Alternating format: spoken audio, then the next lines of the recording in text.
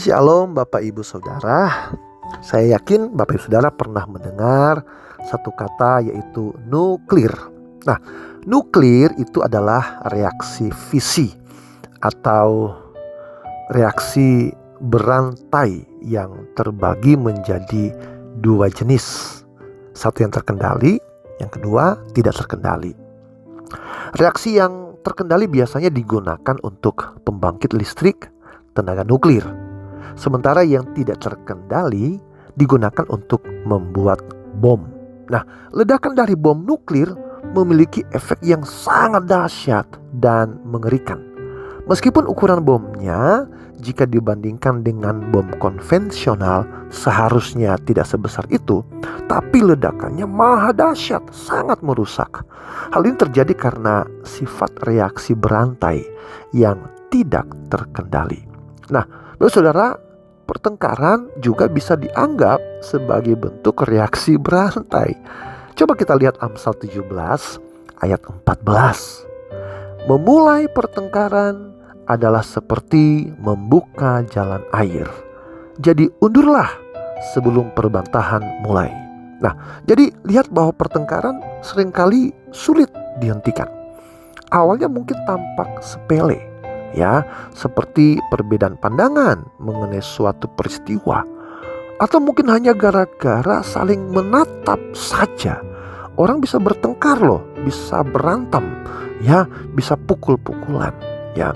Nah, tetapi lihat bahwa kalau itu dilanjutkan ke tersinggungan, perbedaan pendapat, dan lain sebagainya, jika diteruskan seiring waktu, perasaan dan emosi akan terlibat. Dan kekacauan pun pasti terjadi.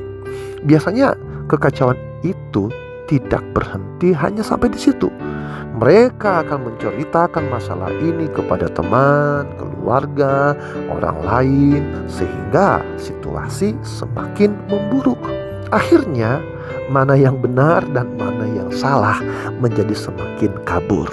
Nah, dalam konteks ini Bapak Ibu Saudara, Alkitab mengingatkan kita bahwa orang yang memulai pertengkaran mirip dengan seseorang yang menerobos bendungan, ya, membongkar bendungan dan membuat lubang kecil.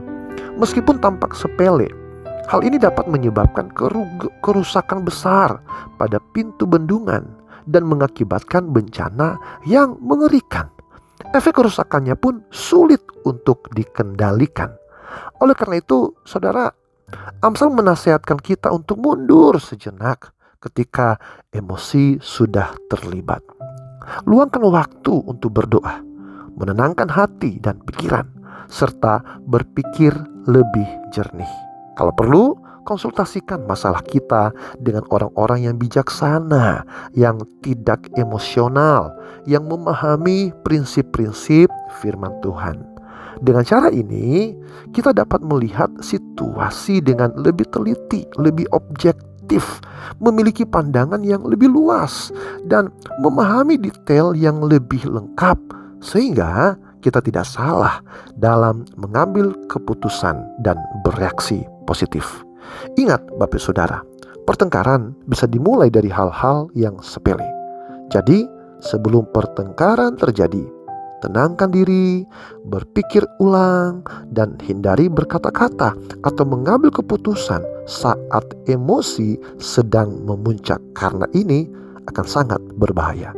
Oleh karena itu, berhati-hatilah. Hari ini kita diingatkan bahwa pertengkaran itu seperti reaksi berantai yang sulit dihentikan.